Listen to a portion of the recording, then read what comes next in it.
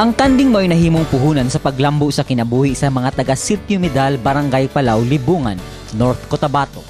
Ang ilang kahimtang karon layo ragyud kung itandi sa ilang kalisod nga nasinati kaniadtong wala pa sila nagbuhi og mga kanding. Matud sa mga residente dinhi, dako gayud ang kahigayunang nahatag sa Department of Agriculture pinaagi sa Mindanao Rural Development Program sa ilang komunidad.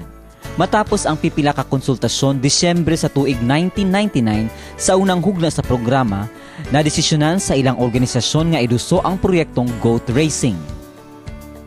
Amo napili kay dali naman siya buhion namon kag bisan bata lang pwede makatipan sang kanding.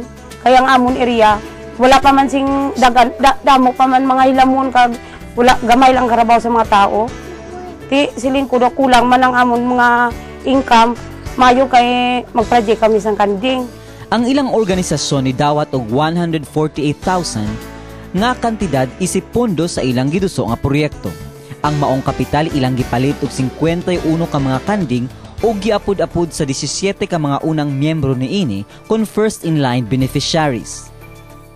Ang amon ginhimo giseminaranay kami dire kag ginatagan kami sang guide kung ano among buhaton. Nagtanong man kami sang mga Aransoni, Plemindia, Sisbania, Nipier, Madri, Cacao. Gikan sa 51 ka ulo sa kanding ang ilang grupo karon nagsupply na og 30 ka mga kanding sulod sa unom ka bulan. Buo na gani, nagdaga na yang mga anak. Hasta na lang nga nakabaligya kami first bat namon.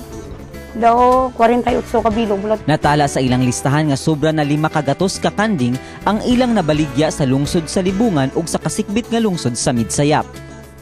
Karon nahimong ilado gayud ang Sitio Medal nga gigikanan sa mga nindot nga kalidad sa kanding ug tungod niini ang mga traders na mismo ang mudayo sa ilang dapit aron mamalit og kanding nga hinungdan nga mas dali ug mas dako na ang ilang kita.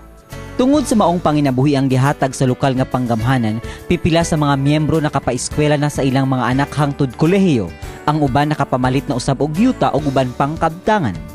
Ug karon sa ikaduhang hugna sa MRDP, ilang proyekto mao ang pagbuhi og mga karabaw.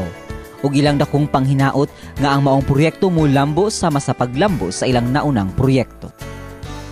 Pasalamat lang MRDP amo gani nakabulig sa amon ang project niya.